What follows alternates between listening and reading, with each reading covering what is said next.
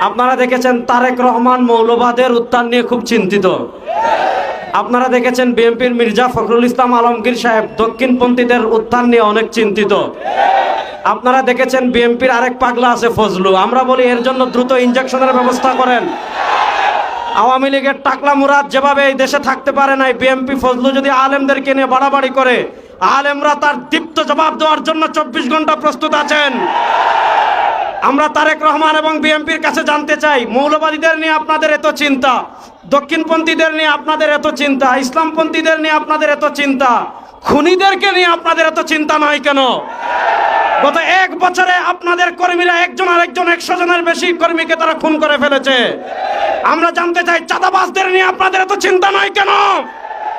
সুরদের নিয়ে আপনাদের এত চিন্তা নয় কেন?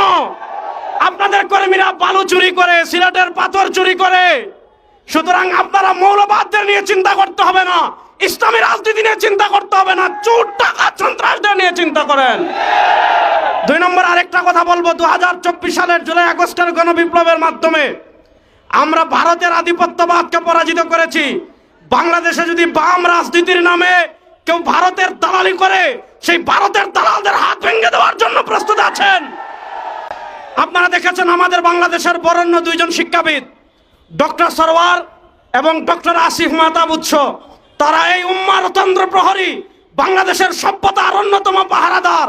তাদেরকে বাংলাদেশের একটা কুলাঙ্গার তাদেরকে হত্যা করার হুমকি দিয়েছে।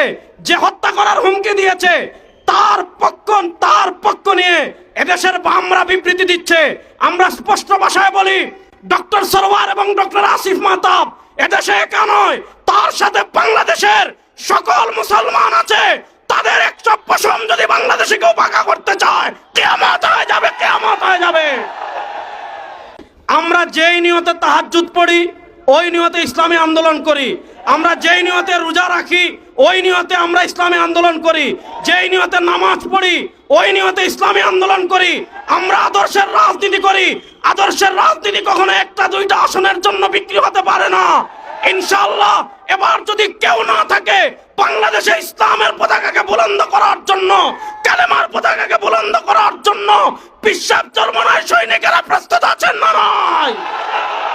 আবার আপনাদের সাথে দেখা হবে ইনশাআল্লাহ। আসসালামু আলাইকুম।